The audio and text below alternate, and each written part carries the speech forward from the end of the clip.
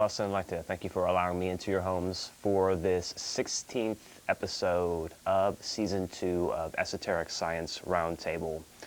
I would like to start by saying I'd like to apologize to the last two callers from last week that were holding on to, and I did make an attempt to try to hold on to talk to you guys after the show, but I hung up on you guys, and I apologize. That's my fault, so I do apologize for that.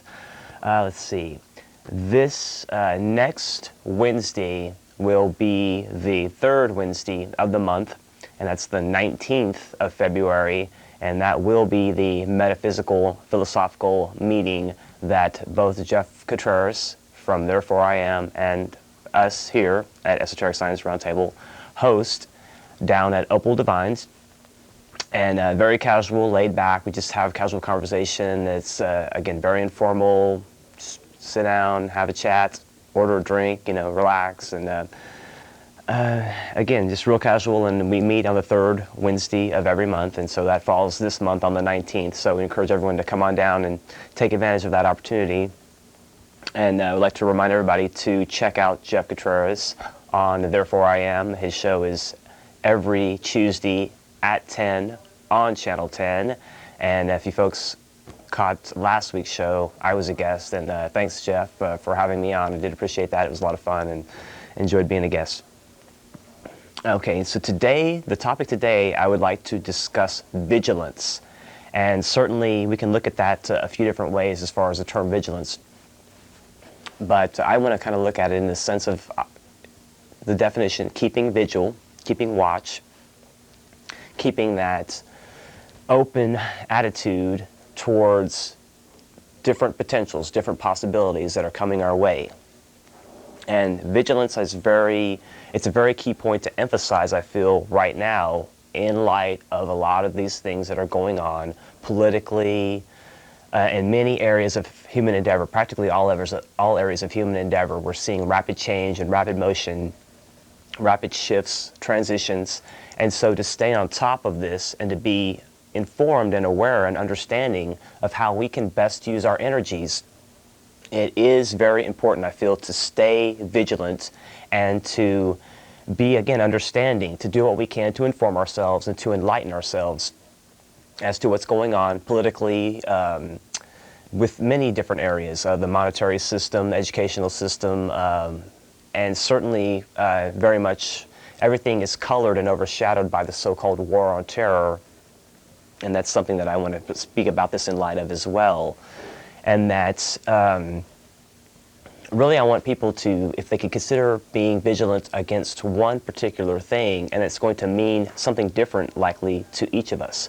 And that's being vigilant against fear. And I've said before on this show, and I'd like to re-emphasize this point.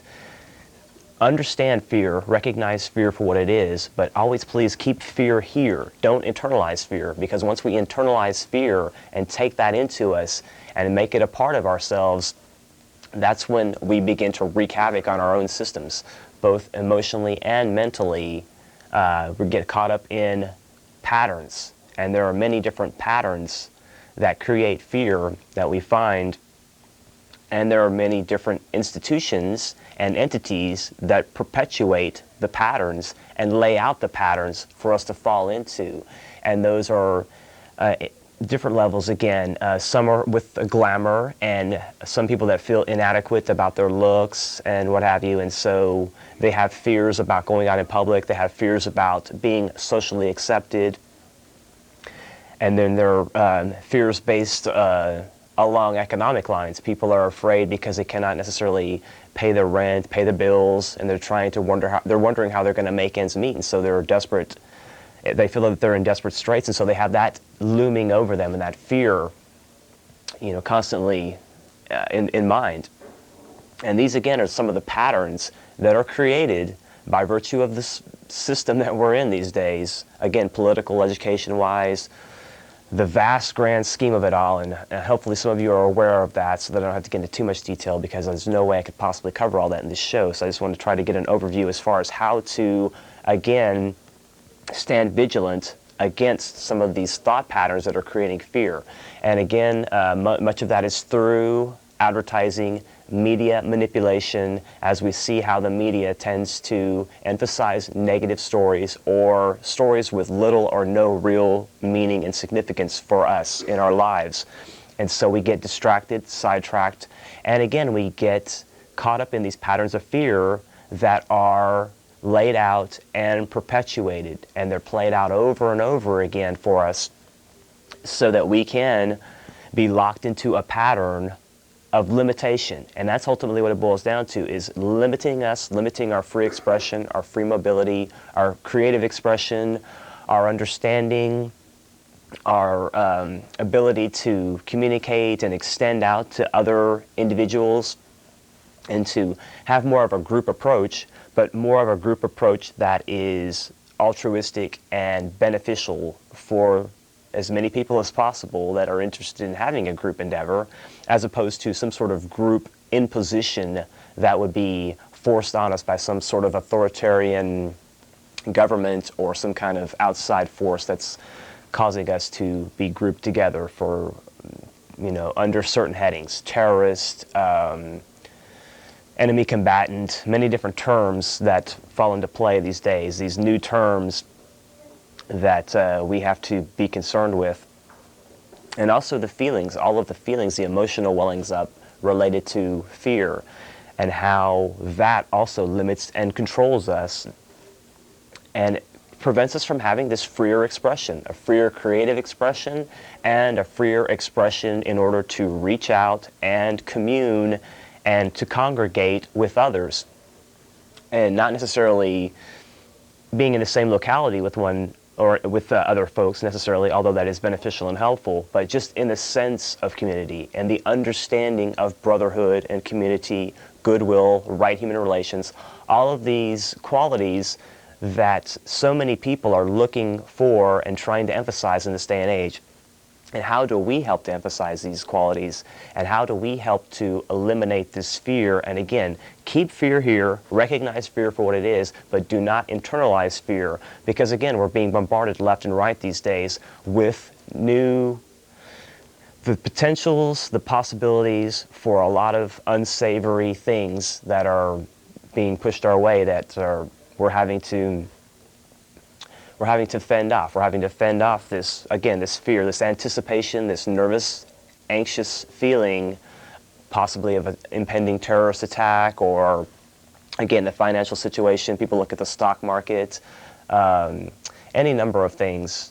And even just in our daily lives, our relationships, even the most mundane things that still we have to deal with, and that all factors in at some level. And so trying to unite the head and the heart is definitely key in this, as far as trying to, again, unify oneself in a stance of vigilance, and also to stand battle ready. And I cannot emphasize that enough. If we could just visualize that quality of standing battle ready, and even going as far as to consider others that we are familiar with that are like-minded, and we can all consider us standing battle ready as a wall of individuals that are a barrier between all of this tyranny and this war on terror, all of the ramifications of this, and all of these things that are imposing on civil liberties, imposing on our, again, free expression, limiting our rights in so many ways, and limiting our creativity. And so if we can have that vigilant attitude ever in mind, keeping that at the forefront of our thinking, of being battle ready. And I really cannot emphasize that enough. If we can just keep that attitude of being battle ready. Now, one of the very, very key components of being battle ready, and it doesn't mean having a warlike mentality and being just ready just to go off on anybody at any time. It just means having a sense of preparedness and being able to have the confidence that one can respond, and one will have the wherewithal, the capacity, and the qualities inherent in oneself to meet these challenges that face us left and right, and again at various levels. At the world scale, on down to local issues in our own personal relationships. But standing vigilant, standing battle ready, standing in a space where one can again look at things with understanding and see that comprehensive picture, keep the fear here, keep one's own position in relation to the bigger picture. And keep in mind one's talents. What are your talents, your capacities, your latent abilities that you can bring to the table that, again, will strengthen this battle-ready group of individuals that are in their own way looking to, again, stave off some of this totalitarian influence that's coming our way, that's feeding off of us, and that's creating this climate of fear, unrest, uncertainty, and the general condition of a war on terror in which every one of us is a terrorist until proven otherwise. And that's very much what's going on right now. We're all considered terrorists until proven otherwise. And so, again, part of being battle ready and being vigilant is having a full understanding that this war on terror and all of these checkpoints and all of this vaccination talk and all of these things that are being talked about that are supposed to keep us in some kind of state of security are just imposing on us.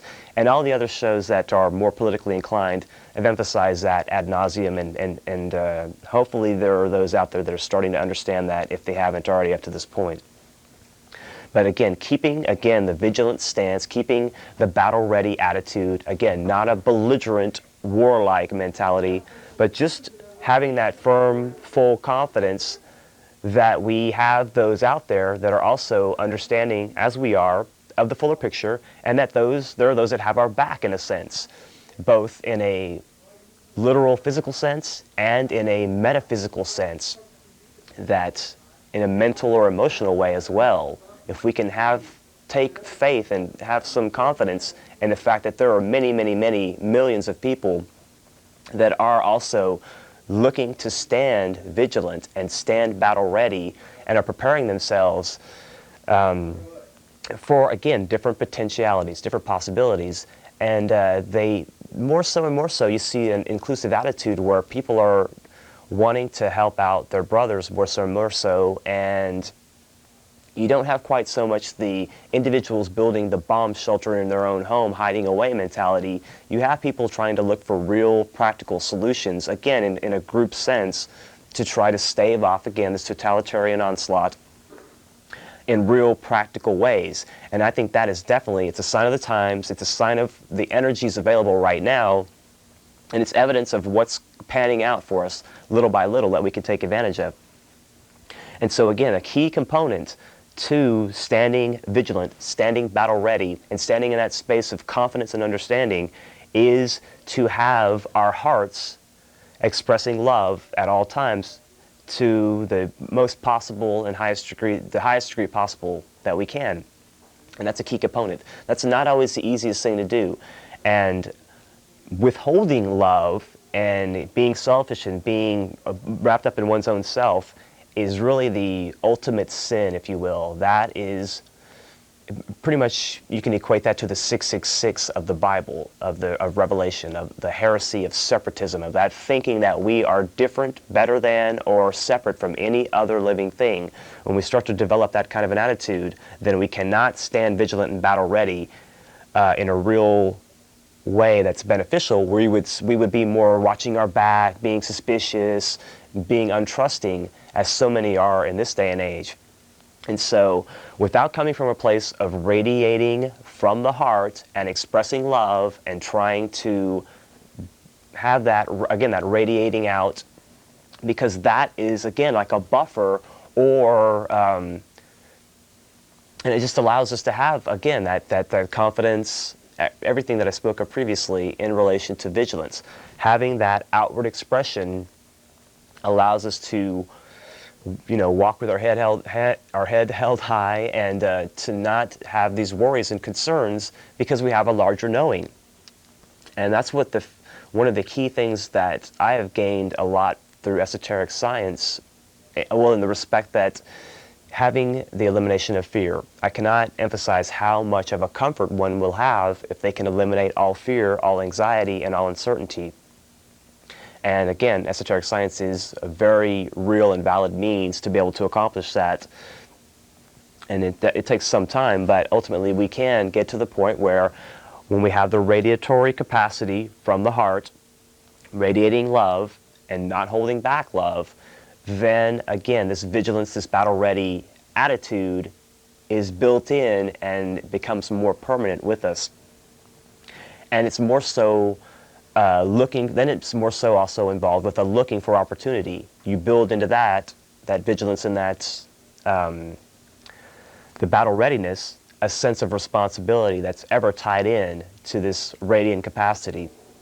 And so when we see our brothers being held back and limited and downtrodden, we empathize and sympathize with them, and we feel for the situation, and so we want to do what we can to lift them out of this downtroddenness.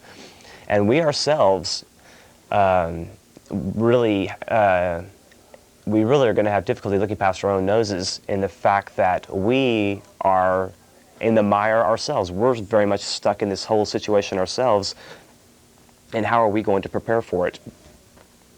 Now, again, understanding the current situation, and it's difficult not to look at the overall picture without looking at how everything is colored by this war on terror and how it's panning out for us, and to try to get a fuller grasp and understanding of the current situation.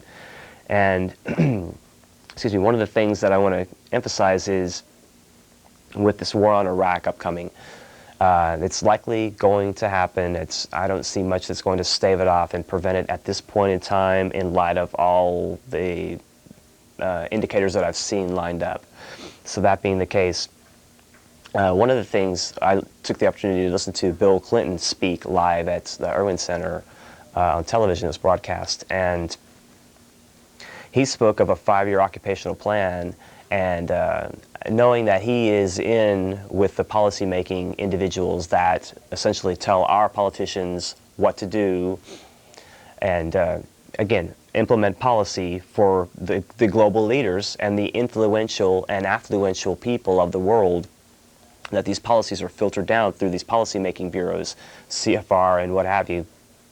But when you hear somebody like Bill Clinton speaking, and you know that he has this insight by virtue of being affiliated with these organizations and knowing these people very intimately, that when he speaks of a 5-year occupational plan and all of the ramifications of that coming into the near future, that it's pretty, it's almost a foregone conclusion that they're going to go to Iraq, that they're going to fight. And there are some, even Clinton himself was saying that we could possibly still prevent the war, but I think at this late stage, it's a little too late to prevent the war in Iraq, and those policy-making individuals have already committed themselves to such a degree that they're not going to pull back now.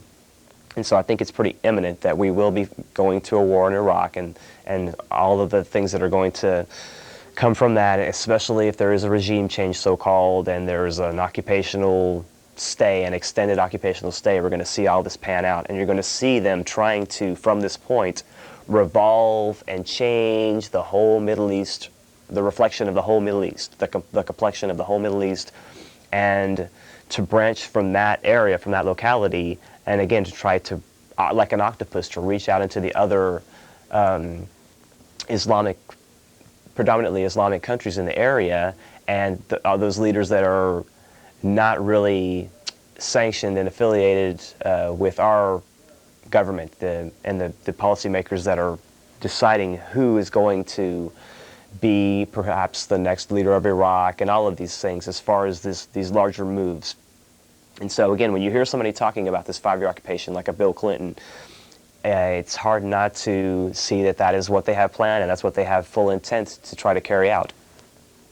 Now, in the case of the Second World War, the spiritually minded individuals of the world were in correspondence with one another, to a large degree, many of them, and they were also in touch with the teachers on the inner plane, those that I term, well, there are many terms that I choose to use that are not my terms, but nonetheless, Christ and the Church Invisible, the hierarchy, the Masters of Wisdom, all of these names that reflect this body of perfected individuals that also behind the scenes are watching over and helping to guide and influence to a certain degree the minds of men as far as an overall plan of understanding for the beneficial implementation, future implementation for, again, the benefit of all people as much as possible.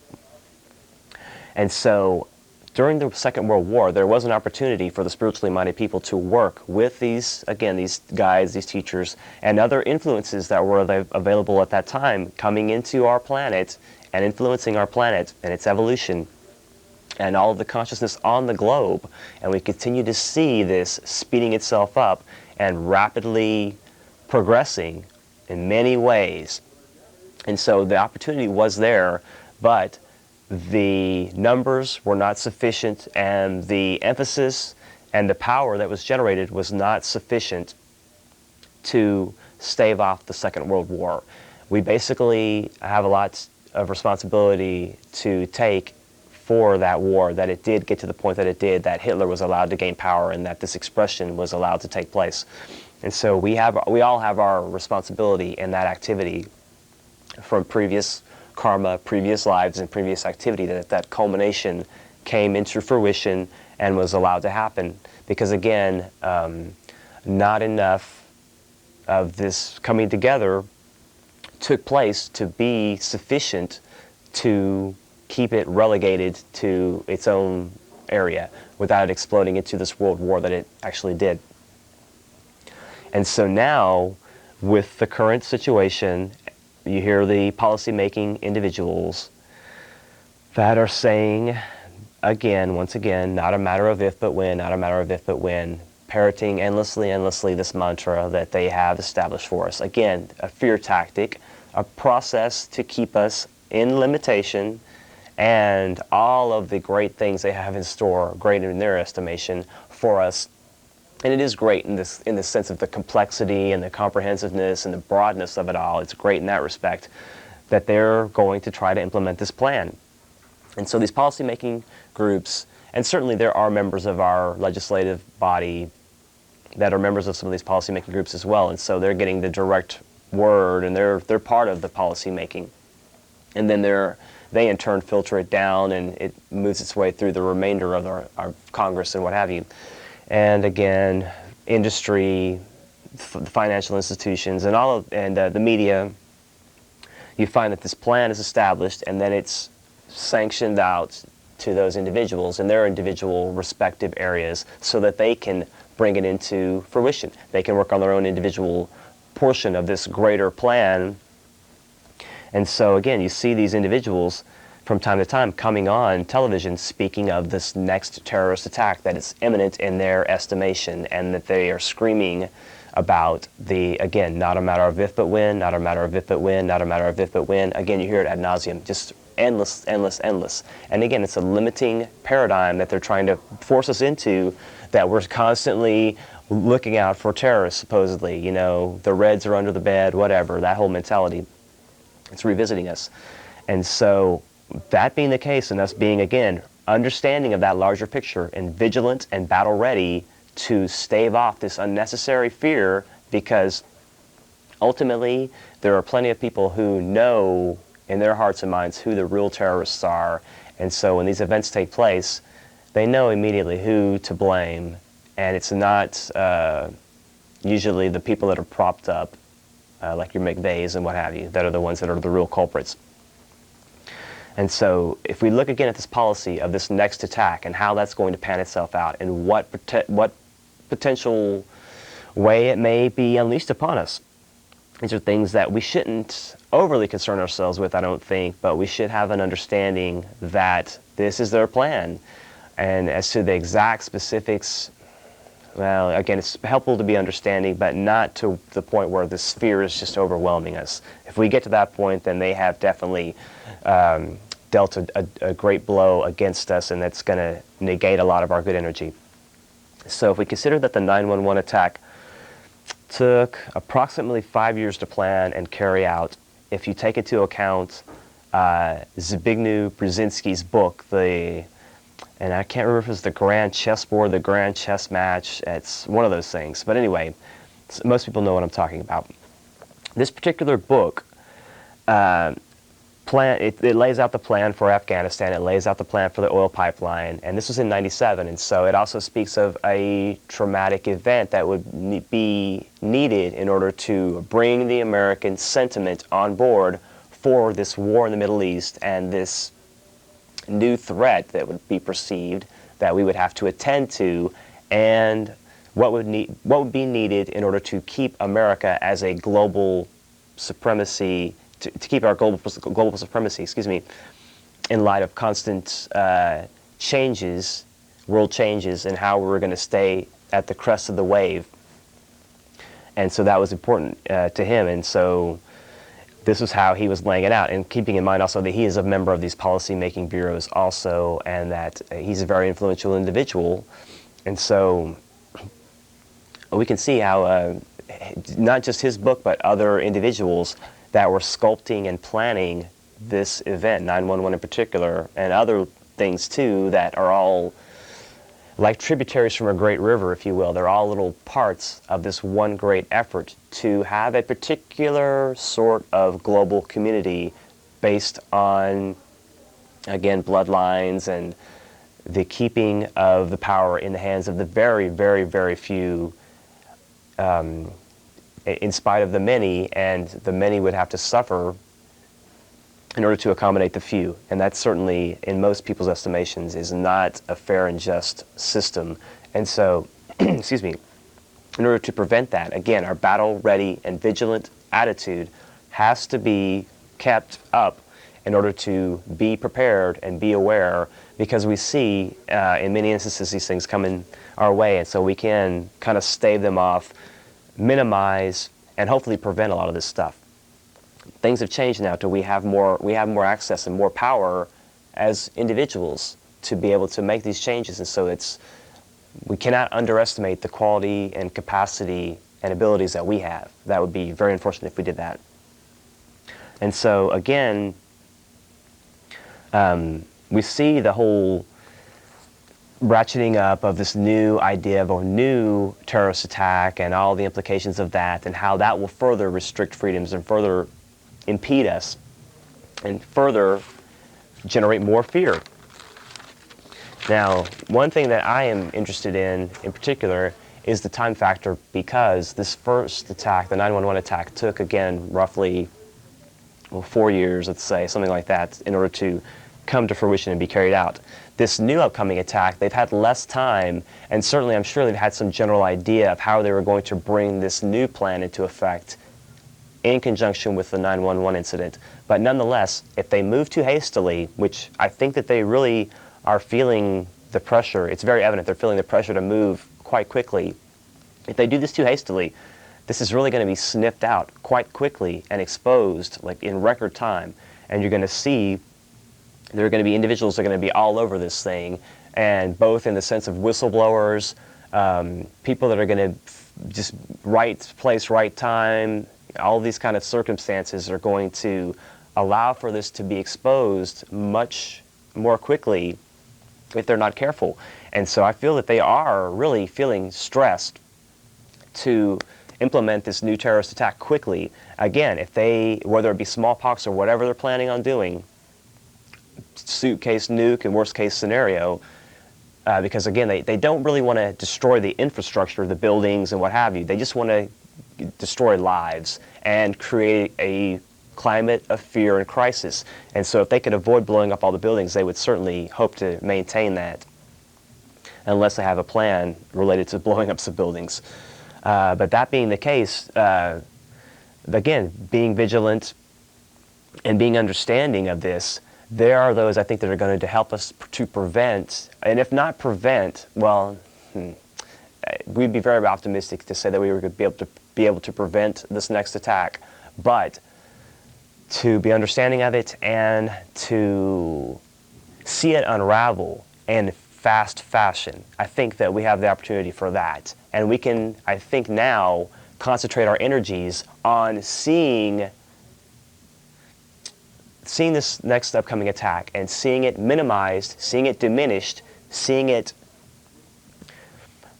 just maybe not, again, completely stopped, but at least somehow negated. We can minimize it, I feel like, and to get on this now and start thinking about it now in a real constructive way is going to help us get to that next point. And so if this thing is not going to be exposed, if it's not going to be put together better than 911, which was exposed in pretty quick time in itself, then this is going to really be exposed quickly, and there will have to be answers to these things. And I think you're going to find the vast majority of people waking up really quick to these new potentials. If, again, they don't use a bit more planning and a little bit more discretion in how they implement this next attack they're planning, because they're going to get caught. That's the bottom line. Things have reached the climate where, and there are a lot of other circumstances too that are factoring in that I'm considering, that are going to make it to where they're going to get caught. But not in the sense of 911, where yes, if you really objectively look at the evidence, it's, without question, they blew the buildings up and it's an inside job, the whole 9 yards. That being the case, there's still people that don't acknowledge that took place, that happened in that way, and that there was some terrorist activity and that we just had a slip up. Nonetheless, this next one I think is going to culminate, and it's going to break down the dams and break down through some barriers of people's thinkings to allow them to have this fuller understanding. They're going to really start to put two and two together more so. So I would caution us to be vigilant now and to get that battle-ready stance now, right now, because to be caught off guard after it happens, we're going to be reeling and not knowing which way is up. If we try to prepare now and understand now what's going to happen and work now collectively and just getting our thinking together, that's a very key thing to start. Just getting our thinking together, being understanding of what's potentially going to happen, and that there are other people out there that are looking to help this situation,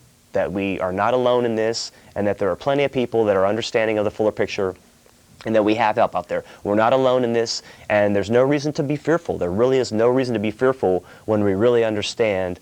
And also, too, another thing that I always fall back on, too, and this is maybe not your personal belief, but if you have any understanding of reincarnation, then this is just a temporary vehicle, and they can do whatever they want to this temporary vehicle. The more permanent aspect of us is still going to be around to fight another day, and that's up to us. So I would encourage everyone, to maintain that vigilant, battle-ready, and heart-radiant attitude, because it's going to only help us all to, again, be more inclusive, be more understanding, and fix the problems that we ourselves ultimately have helped to create. So let me go ahead and grab some calls and see what's going on. Hello, caller, you're on the air. Hello? Hi, how are you? Hi, Virginia. Hey, how's it going? Okay. I wanted to say something about, the theory that this was a sacrifice, this Columbia thing. Sure, go ahead. I looked up Columbia in the dictionary, and I think in poetical terms, it's considered to be, the definition says, the United States of America personified. So when they say, "Oh, Columbia," or something in a poem, they're talking about America. And when Bush says, "Columbia is lost, there are no survivors," that's pretty symbolic. Yes, very much so. Also, if they are doing that as a sacrifice, they're timing it with the eclipses. Yes, there's very much astrological symbolism. That's what I've been trying to tell people forever. Yes, there is very much astrological symbolism involved as well. And if you care to add more insight into that, please do. Well, for this last one, with the Columbia, at the new moon of February the 1st, the position of Mars was 10 degrees of Sagittarius, which was opposite the degree of the solar eclipse, the previous solar eclipse, on December the 4th, which was 11 degrees of Sag, 58 minutes. Well, I guess it's not opposite, it's just conjunct, okay? But what would that implicate for that symbolism? Well, the degree of that eclipse, which is, 11 degrees, 58, or you could call it 12 degrees, leaves a sensitive point, and when other planets, especially those having a reputation of violence like Mars, Uranus, Pluto, when they aspect that degree, that is when violent things can happen, such as an earthquake or something like that. So if they are doing that, then they are timing it with eclipses, which is supposed to just make it easier for something horrible to happen. Well, they very much do time it with the astrological with the events, and even where they choose to land their particular little landers and what have you. They do it with, within like sacred geometry, because we have sacred geometry here where just like we have the power points in our body, and the power points on the globe where Giza is, or Sedona in Arizona, these different points on the globe have a specific location related to the energy flow and sacred geometry. And so they always make it a point to land in these particular key areas, because that is where they're going to find ruins and ancient civilizations, whether that be on Mars, the moon, wherever. They know to go to certain areas to land, because that's where the relevant things are, because they understand that previous civilizations also create with divine law, and so that's where they're going to put that's where the civilizations are going to crop up in these areas, and so they know where to go, basically. Okay, and also this axis of 10, 11 degrees of Sagittarius Gemini, it's conjunct the opposition of Saturn and Pluto on 9/11 across the United States ascendant, the ascendant of the United States chart. And also, on that date, Mars was opposite, on 9/11, in other words, Mars was opposite the degree of the previous solar eclipse at 0 degrees of Cancer. Mars was at 2 degrees Capricorn, and this eclipse was 0 degrees of Cancer. So that also was tied into an eclipse. And so was Challenger disaster. I don't want to take up too much time, but... No, but that's see, the occult symbolism, I have to bring that up, and I'm glad you're bringing that, because these individuals that are moving and shaking and controlling things at the highest levels, this is their worship, this is their practice, and so they do things methodically and symbolically with occult symbolism, and so they very much, and you see them oftentimes too with the NASA-related stuff, they'll change the day, you know what I mean? If things aren't...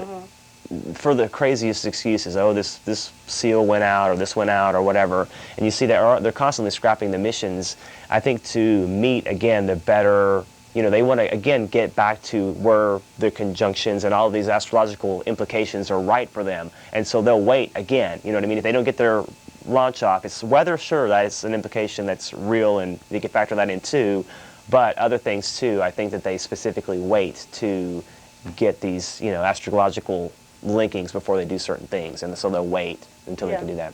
Well, in Challenger, that it might be some evidence in favor of your theory, because the degree of the ascendant of the launch of the Challenger was the same degree of a lunar eclipse that they had just a little bit earlier before that, and it meant to get that degree, the ascendant changes a degree about every 4 minutes. To get that particular degree, they had to launch early in the morning when it was freezing, which is they're not supposed to do that. That goes against their recommendations. It would have been reasonable to wait till it warmed up and it wasn't freezing anymore if they had just waited 3 or 4 hours. You know?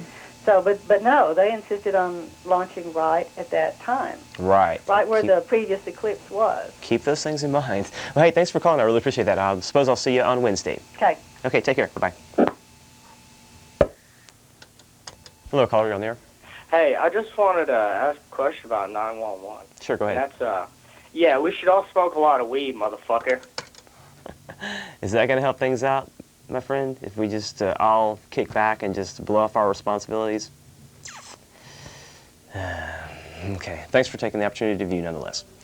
Again, I want to emphasize, if I can, the whole concept here of our opportunity. We have an opportunity now to, again, stand vigilant, stand battle ready, and to stave off some of this impending funkiness, whether that be through this next terrorist attack or the war in Iraq.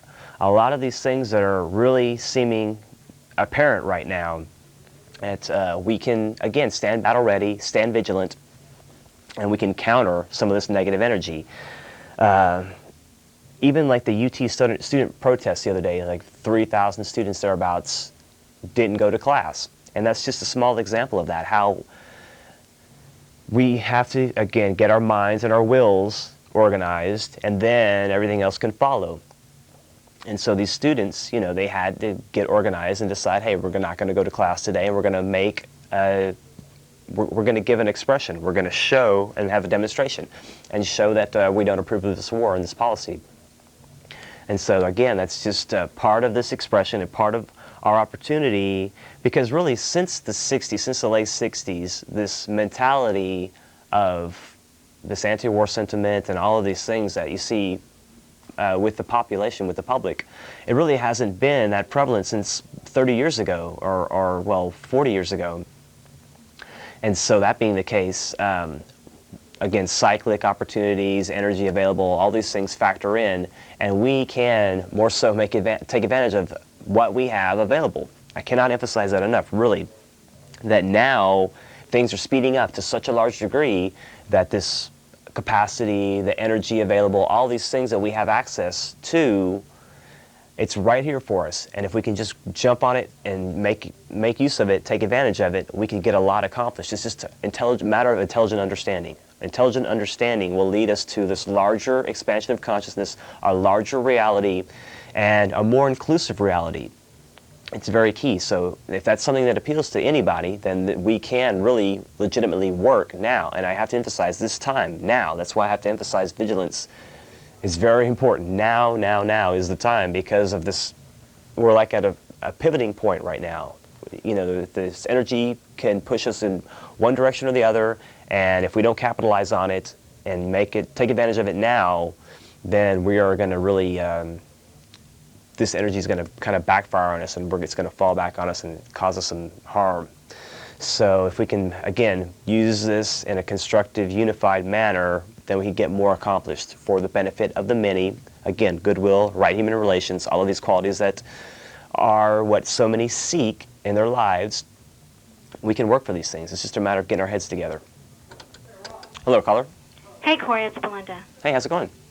Everything you're saying is amazing. It's a really great show. Hey, thanks. You are so on.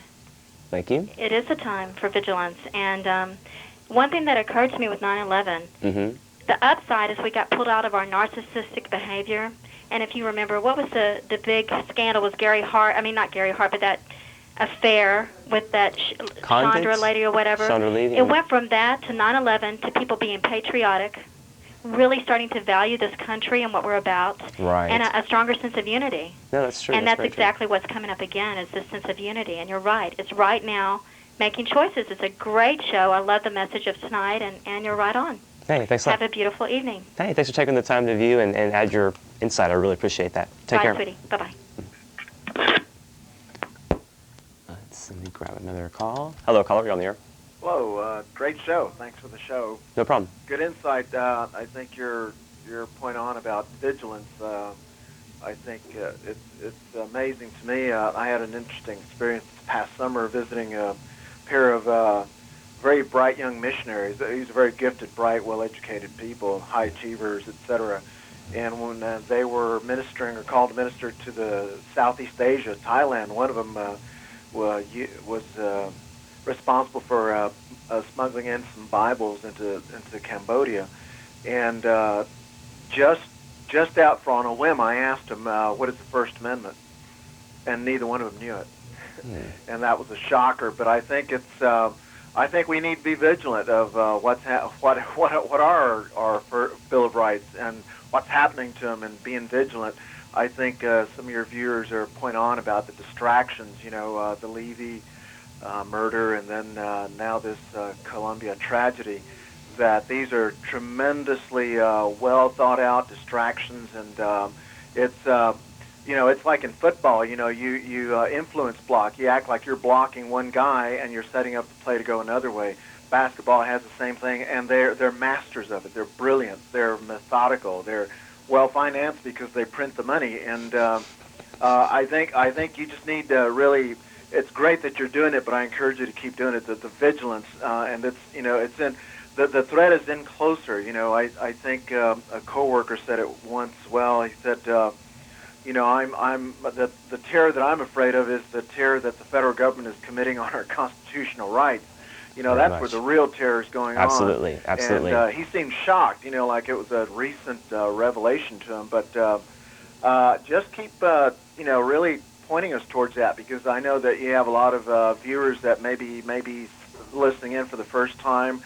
And they're not aware of some of the things that are really going down behind the curtains. And the Wizard of Oz is alive and well, and he does use very dark, shadowy symbolism, and I think the forces of darkness, I think, have a lot to do with that too, as far as just the destruction of human individuality, which what our Constitution set up to do. Just one last parting question: the Constitution, for the people that may not be too hip on what the Constitution and the Bill of Rights really is, those are two separate documents, and one was approved several years later based on just a gentleman's handshake, if the ladies will pardon us. But and the Bill of Rights was passed later because it was just a political deal. Well, I'll vote for your Bill of Rights if you'll pass this part of the Constitution, and it was done that way.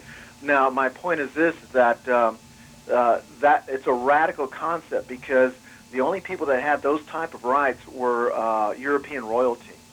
And if you think those old white guys, I'm Hispanic American of Mexican descent, but I think those old white guys were fabulous because they had a radical concept. They said, to really, really experiment properly with a constitutional republic, and it's not a democracy like the media says. Right, good point. Constitutional republic. Yes. To really make it go and set it up properly, we have to really give total full rights to all people, working people, and there was just a very small middle-class people, and they were very well of who the aristocracy was because they were the aristocracy.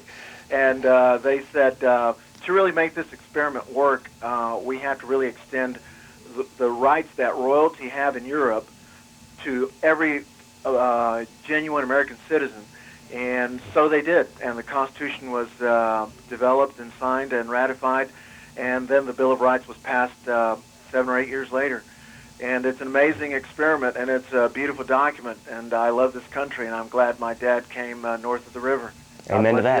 Bye-bye. Amen. Thank you so much for your intelligent words and your insight. Very, very key points. I really appreciate you taking the time to say all those things. Thanks a lot. Okay, let me see about grabbing another call quickly here. Caller, you're on the air. Hey, man, what's up? Not a lot. How you doing? Oh, not a whole lot. I'm doing all right, I guess. I got a quick question. When is that David Icke seminar? I'm not real sure, actually. I know he's going to be in Tyler, which is in East Texas, and that is a long drive. Right. So I don't know if anybody's getting some kind of a collective thing together, This isn't going to be like your, rock and roll extravaganza where everybody gets together and starts partying and getting together in a bus, I don't think. But there might be some people getting some collective together or something like that, because, again, it's a long way to travel. Right. And I probably have to check out Therefore I Am, check out the website, or realityexpander.com. I think that's where you want to actually check, and that's going to have more information. Oh, okay, man, thanks. All right, thanks. Have a nice evening. Let's see. Hello, caller. You on the air? Hello? How's it going? Hey, it's going, man. Just tuned in to your show here for a little while, and I just wanted to hear your thoughts about the war and what the Bush administration is doing in it. You're asking quite a bit. The thoughts on the war as far as Iraq? Yeah, Iraq's part in it as well as the U.S. and if we should be over there. Well, I don't necessarily think that we should be over there. I really don't think we should be over there. We shouldn't be in a lot of places, quite frankly, if we would be respective of other countries' free will and sovereignty. But those that make the policy have got that oil in their sights, and they want to also use that Iraq as a base to change the whole Middle East policy and to start picking apart these other leaders. You know what I mean? That they deem not going along with our Western ways, and these dictators that they have in these other countries. They deem the Syrian and Libya and all of these countries, they don't look at them as being very savory as far as the leadership. So they want to work from that base to change all that and to depose all of these leaders and get people in that they like. And they're trying to do a really expansive change. But the Bush family, they're just following orders. That's about the long and the short of it. But thanks for your call. Have a nice evening. Hello, caller. You're on the air. Hey, Corey. Hey, how's it going? I'm good. I just first time I've actually seen your show. I'm really interested. I saw across the TV it had Enlightenment versus Enfrightenment. Yes. And I'm just curious if you could elaborate a little more on that. Is in the Enlightenment, we're going to basically either become more or less frightened? Because I think both sides sometimes happens like that. Well, that's just a little phrase that I coined, which generally means, or basically means, enlightenment. You want to emphasize enlightenment over enfrightenment. The enfrightenment is this program that I've been describing of implementing fear, trying to keep us limited, trying to impose and restrict our mobility, our creativity, our God-given expressive capacity. It's being squelched and limited by a small faction of individuals that want to limit soul expression. They want to have a monopoly on this whole globe and what's taking place as far as consciousness expansion and all of these things.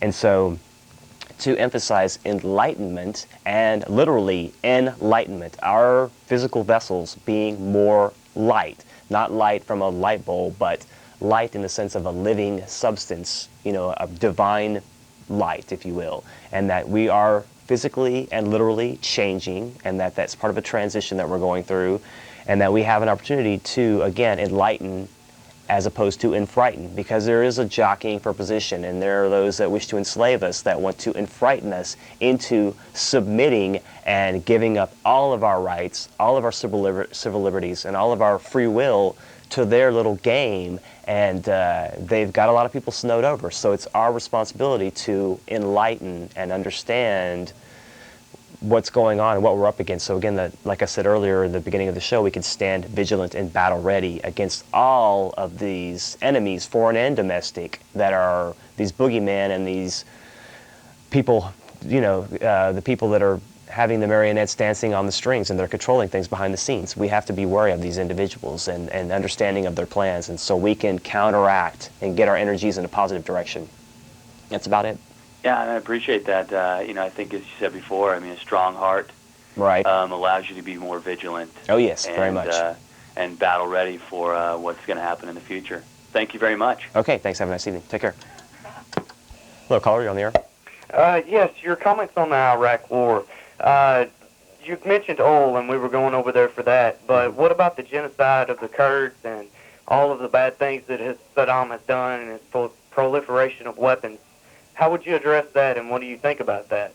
Well, those were all sanctioned by this illegitimate power, this military-industrial complex that goaded him into attacking them, gave him all of this weaponry to back during when they were fighting Iran. So we've propped him up for so long, and then we've imposed on him no-fly zones over 2 areas of the country. It takes up almost all of Iraq that they can't, we fly over there and bomb them all the time. We bomb their water. They don't have much medicine. The children are dying there all the time. And so we've created that climate. We've created, not us as American people, but those that are pulling the strings have created this climate. So yes, he's not a good guy. Yes, he's a threatening person, and they've already made up their minds they're going to pull him out. So, we just have to hope for the best and hope for the least amount of civilian casualties, and just hope that some good comes out of this ultimately. But they're going to go over there and fight. It's just not a matter of if but when at this point, I think, unfortunately. But thank you for asking those questions, and hopefully you've gained a bit of insight. Okay, thanks. Take care. Hello. Hello, caller, you're on the air. Hello? Hello? Yeah, hello, go ahead. Can you hear me? Yes, go ahead. Oh, hi. Well, I think it really... first of all, I think your show is really great. Thank you. I wish that more people were aware of what's really going on.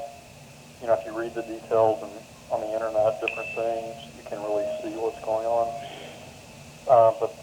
And the other thing, the David Icke thing is April 12th. Okay. At the Sheridan Hotel. Hello? Hello? Yeah, go ahead. I'm sorry. Okay. Sorry. Anyway, April 12th in Tyler at the Sheridan is the David Icke seminar. Okay. But anyway, I love your show. I just hope that more people start watching, and wake up. Well, watching is one thing, but what I always try to emphasize, check yourself. What qualities and capacities do you have to add to this whole mix? Because if we all really see what we can do to get involved, we can all really sincerely make a difference. That is a key thing I have to emphasize. So thanks for taking the time to view. I really appreciate that. I'm sorry? I think you're doing a great thing, so continue doing that. Okay, thanks. Have a nice evening. Take care. Hello, caller. Hello? Hi, how's it going? Yeah, I just had a serious religious question for you. Go ahead. I basically wanted to find out, since like all religions are the same, like initially, do you think there's a certain there's a certain instilled grain within all religions? We just use different metaphors to seek that and represent that. Yes. Oh, yeah, completely. That's what I try to talk about a lot on this show. And some people look at that as a drawback, that if they see the same myths over and over again in the different religions, that's one can't be better than another or what have you, and so it makes them a bit leery of that. But I think that emphasizes that divine quality reoccurring through time when it's right and proper for any given culture or civilization, re-emphasizing itself for what's needed at any given time. And right now, we still have that opportunity. Christ is the current impulse that we still have opportunity to tap into, and that will even culminate further into a fuller expression in this so-called Aquarian age coming up. So, I understand. I'm also gay, though, so what do you think about that? That's entirely your inclination as to your lifestyle choice. Really, if you want to look at it as a nature analogy, the whole thing is positive and negative are supposed to unite. Negative to negative repels. It's like a magnet. Motherfucker, what is you? All right. We don't need all this craziness. So, again,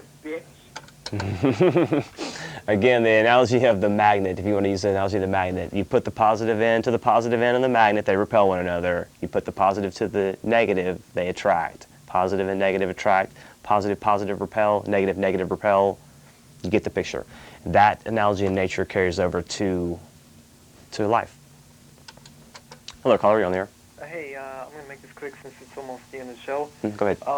I just moved into an apartment complex, and I have a sign out on my porch that says, American for Peace, please help stop war. Mm-hmm. I was warned by my complex to take this sign down. Oh, you're kidding. Yeah, I kind of reacted really, like, I said, you're crazy. But I don't know what I'm going to do. I was going to get a petition going and have the people of the complex... There you go. That's what you need to do. Write the petition to get me to keep this sign on here. We have a meeting coming up next Wednesday, and also we have a contact email and phone number too. If you're able to do something along those lines and generate some interest, put together a petition or something like that, I'll try to help you get that publicized and bring that out, because if they're not letting you put up that sign and have a free expression and have your First Amendment right, they better have a darn good reason, because really there could be legal ramifications. You could sue them if you were of the mind to do that. And so, I mean, if you want to get nasty like that and get a cry lawsuit, I threw that out there. They didn't respect those words? Well, I walked out on him.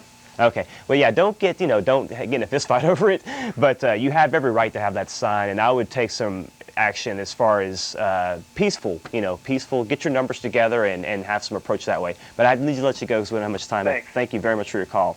Good luck to you in that respect. I'm not going to have time to grab any other calls. I apologize for that. But thank you very much, everyone, for taking the time to view this evening. Again, the attitude of being battle-ready, vigilant. Please keep that in mind. I'd like to thank my producer, Chris, for commanding the helm of the Starship Esoterica. Please remember the metaphysical meeting the 19th of this month.